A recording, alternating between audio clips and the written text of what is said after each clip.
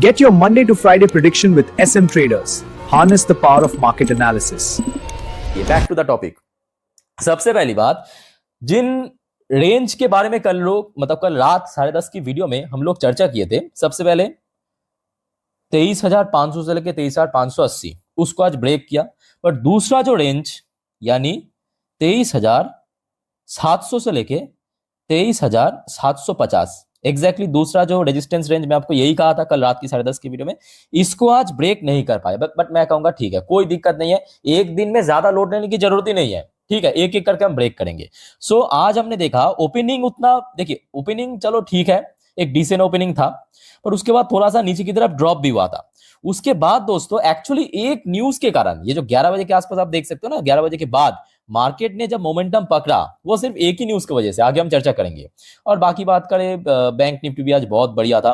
Bank Nifty भी even आज 54,000 का जो स्ट्रॉन्ग रेजिस्टेंस, उसको आज ब्रेक किया, 54,128 पर क्लोजिंग दिया। इवन देखिए निफ्टी 50 बैंक निफ्टी के अलावा मोस्टली इंडेक्स या सेक्टरल वाइज पॉजिटिव में क्लोजिंग हुआ, except IT sector. IT sector आज भी पिटा है। अच्छा, एमएन सेक्टर देखिए 0.81% ऊपर आकर क्लोजिंग दिया। सीडीटीवाई सेक्टर पॉजिटिव में था। मेटल सेक्टर 2% रिकवरी कर गया।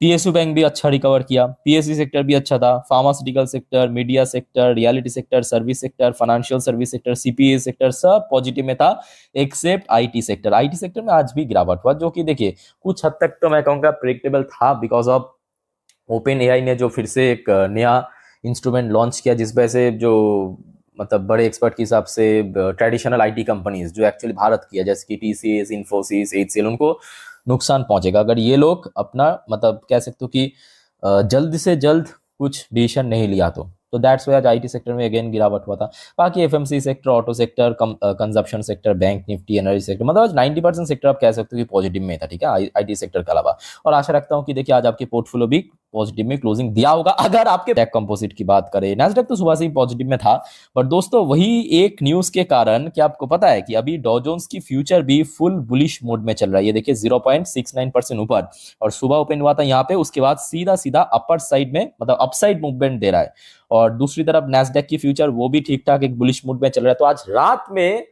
कहीं ना कहीं यूएस मार्केट में एक अच्छा रिकवरी होने का चांस है, ठीक है। अच्छा, अब आ जाइए बाकी एशियन पैसिफिक बाजार की क्या हाल है, थोड़ा सा देख लेते हैं।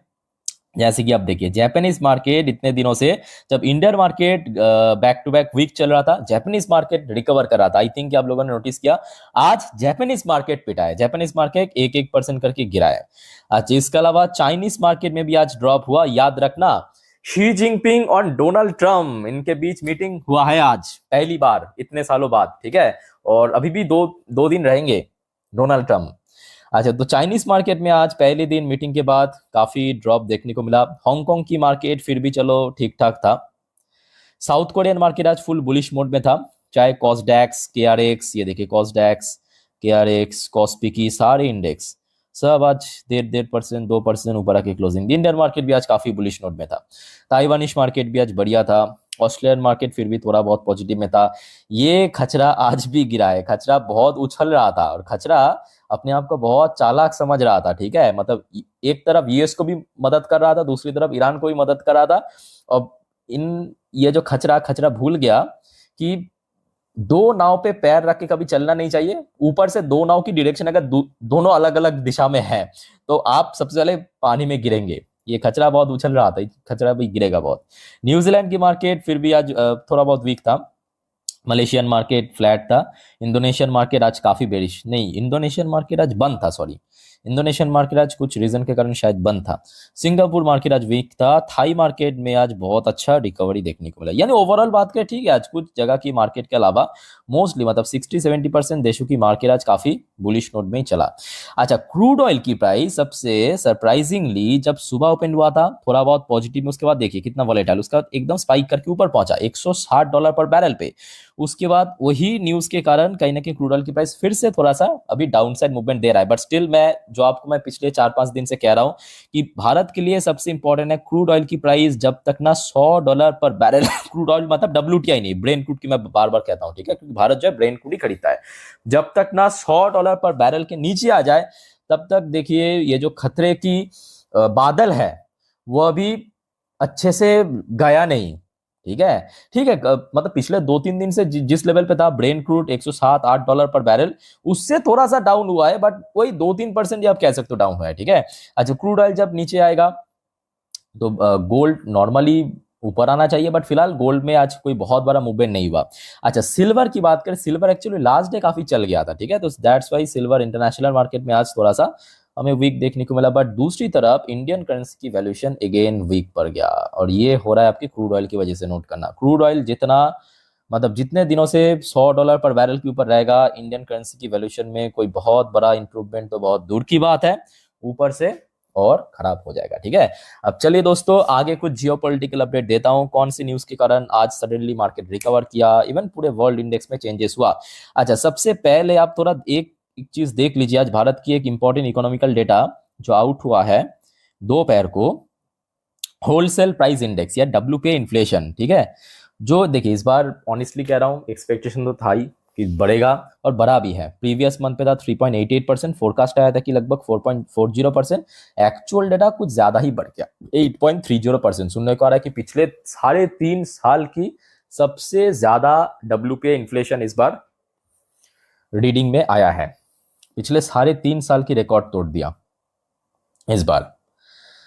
तो कुछ हद तक एक्सपेक्टेड था, क्योंकि महंगाई बढ़ रहा है, ऑयल प्राइस बढ़ रहा है, भारत को तो वही खरीदना पड़ रहा है, महंगा ऑयल $100 $110 पर बैरल के अकॉर्डिंग, तो जिस वजह से इम्पैक्ट तो पड़ेगा होलसेल मार्केट में। अच्छा, आइए अब थोड़ा सा मनी कंट्रोल की वेबसाइट में चेकआउट करते हैं कि कौन से ऐसे रीजन के कारण आज मार्केट एकदम से बीच बाजार में रिकवर किया है। फटाफट कुछ फॉर्मल पॉइंट नोट करेंगे। देखिए, सबसे पहला फैक्टर मेंशन किया वैल्यू बाइंग, मैं कहूंगा ये सही फैक्टर नहीं है, ये सही फैक्टर नहीं है। डिक्लाइन इन वॉलिटिलिटी, ये भी सही फैक्टर नहीं है। फर्म ग्लोबल क्यूज, ये पार्शियली ठीक है। और चौथा फैक्टर मेंशन किया optimism around US China talk, ये है दोस्तों मेन फैक्टर, और यही से ही आया है मेन खबर। आगे हम चर्चा करेंगे, देखते जाइए। और पांचवा फैक्टर मेंशन किया अर्निंग बूस्ट, ठीक है, ये पार्शियली ठीक है। सेंसेक्स एक्सपायरी, ये भी मैं कहूंगा पार्शियली ठीक है। गवर्नमेंट में reduce taxes on bond investment by foreigners, ये भी पार्शियली ठीक है। बट मेन रीजन दोस्तों वही यूएस और चाइना, यूएस और चाइना, मतलब आप जैसे कि आपको पता होगा, कल रात में भी आपको अपडेट दिया था कि डोनाल्ड ट्रम्प कल रात में बीजिंग पहुंच चुके हैं, और आज डे 1 की मीटिंग था। तो डे 1 की मीटिंग के बाद दोस्तों सबसे इंपॉर्टेंट, देखिए बहुत सारे यहाँ पे वहां पे मीटिंग में डिस्कशन हुए, आउटकम हुए, मोस्टली हम लोग के लिए जरूरत नहीं है, क्योंकि यूएस और चाइना कहाँ पे कितना निवेश करेगा वो अपना अपना है, ठीक है। जो मेन फैक्टर्स है या जो मेन पॉइंट है वही आपको मैं दिखा रहा हूं, जो एक्चुअली काम का है। जैसे कि US China agree Iran can not allowed nuclear weapon stress strait of Hormuz must stay open. Actually यही वजह है दोस्तों, उसके बाद मार्केट एकदम स्काई रॉकेट बन गया, क्लियर हो चुका है। मतलब यूएस क्या चाहता है, आप बताइए, यूएस क्या चाहता है? यूएस यही चाहता है कि ईरान कभी भी न्यूक्लियर प्रोग्राम नहीं करेगा, या जो भी कर रहा है उसको एकदम एंड कर दे। चाइना ने भी इस बात को एग्री कर लिया कि नहीं, ईरान के पास न्यूक्लियर वेपन नहीं हो सकते। और दूसरा फैक्टर, चाइना ने यह भी एग्री किया कि state of Hormuz must stay open, मतलब एकदम खुला रखना जरूरत है, चाहिए। इसी वजह से अब ईरान बेचारा सोच रहा है कि भाई पूरे दुनिया में है तो दो दोस्त, एक रशिया, दूसरा चाइना, जो खुल्लम खुल्ला मदद करते हैं ईरान को। रशिया अभी मजे ले रहा है, क्यों मजे ले रहा है? क्योंकि ऑयल प्राइस बढ़ रहा है, तो रशियन ऑयल की डिमांड बढ़ गया, रशिया और महंगा बेच रहा है, खूब पैसा कमा रहा है। और बाकी रह गया था चाइना। अब चाइना ने भी कह रहा है ईरान को कि भाई आप न्यूक्लियर वेपन नहीं रख सकते, स्टेट ऑफ हॉर्मुज को ओपन कर देना चाहिए। ईरान सोच रहा है कि भाई मैं जाऊं तो जाऊं किस तरफ। ये कहते हुए ईरान की फॉरेन मिनिस्टर भारत आ गया, मैं आपको आगे बताऊंगा। बाकी दोस्तों इस बारे में आप लोग क्या सोचते हो कमेंट करके बताइए। और यही मेन रीजन है, एक्चुअली यही मेन रीजन है, मार्केट आज एकदम से पॉजिटिव नोट पकड़ा अराउंड वही 11 बजे के बाद, और एकदम से सीधा सीधा मोमेंटम पकड़ते हुए ऊपर आके क्लोजिंग दी। उसके बाद ही एक्चुअली आप देखेंगे आपकी वर्ल्ड मार्केट में भी काफी चेंजेस हुआ। जापानीज मार्केट वगैरह जो गिरावट यहाँ पे आपको मैं दिखा रहा हूँ ना, जापानीज मार्केट क्या है कि उस 11 बजे के बाद ऑलरेडी मतलब बहुत पहले क्लोज हो जाता है, वो लोग जापानीज मार्केट वगैरह ये सब क्लोज हो जाता है बहुत पहले ओपन होगी, तो जिस वजह से इंपैक्ट हमें देखने को नहीं मिला, ठीक है। तो यही है मेन रीजन।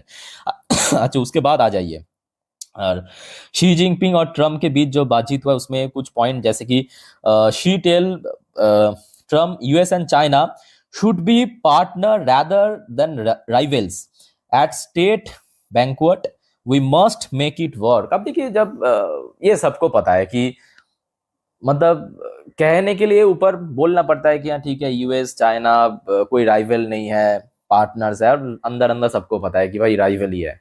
ये ऊपर ऊपर से बोलना पड़ता है, ठीक है। तो इसी से रिलेटेड बहुत सारे ट्रेड डील वगैरह साइन हुआ है। जब आ जाइए ईरानियन एफएम क्या है पता है? ईरानियन एफएम जो अरगची है वो भारत में है, अभी भारत में आके ब्रिक्स मीटिंग में अटेंड किया और कह रहा है कि देखिए ये जो यूएई है ना, ये मिला हुआ है, ये मिला हुआ है। UAE was directly involve in strike on Tehran, point two Ilyich secret Israel talk. मतलब यूएई जो है इजराइल के साथ सीक्रेटली बातचीत करके डायरेक्टली ईरान के ऊपर हमला कर रहा है। अब ईरान की स्थिति भी मैं समझ सकता हूँ।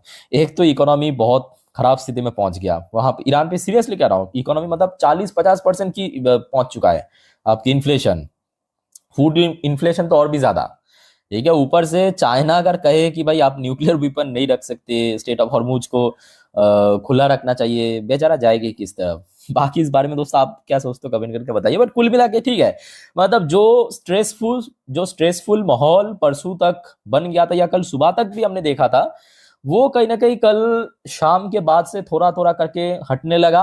और आज सुबह जब ये खबर आया है, यूएस और चाइना दोनों ही एग्रीमेंट, मतलब ये एग्री किया है, सहमत हुआ है कि नहीं ईरान के पास न्यूक्लियर वेपन नहीं हो सकता, स्टेट ऑफ हॉर्मुज खुला चाहिए, तो कहीं ना कहीं देखा जाए मार्केट के लिए भी एक अच्छा सिग्नल भेजा है। तो कल मार्केट क्या करेगी? कल मिलते हैं नेक्स्ट एनालिसिस टुमारो।